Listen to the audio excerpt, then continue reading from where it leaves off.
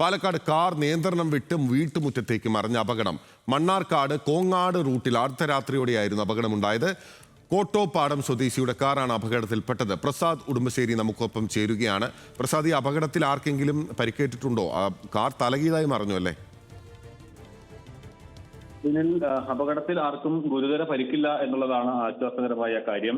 ഇന്നലെ രാത്രിയാണ് ഈ സംഭവം ഉണ്ടാകുന്നത്. കോട്ടപ്പാടം സ്വദേശിയായ ഷറഫുദ്ദീനും മകളും അവരിപ്പോൾ താമസിച്ചു വരുന്നത് മണ്ണാർക്കാട് കോങ്ങാട് റോഡിൽ പള്ളിക്കുറുപ്പ് എന്ന് പറയുന്ന സ്ഥലത്താണ്. പള്ളിക്കുറുപ്പിലേക്ക് ഇവർ എറണാകുളത്ത് നിന്നും മടങ്ങുകയായിരുന്നു. ആ സമയത്താണ് ഒരു കയറ്റത്തിൽ കാറ് നിയന്ത്രണം വിട്ട് വീടിന്റെ മുറ്റത്തേക്ക് മറിയുന്നത്. എന്തായാലും അപകടത്തിൽ ആർക്കും ഗുരുതരമായ പരിക്കില്ല. പക്ഷേ എങ്കിൽ പോലും ഇവരെ പെരിന്തൽമണ്ണയിലെ സ്വകാര്യ ആശുപത്രിയിൽ ചികിത്സിച്ചിട്ടുണ്ട്. ഓക്കെ, വ്യക്തമാണ്.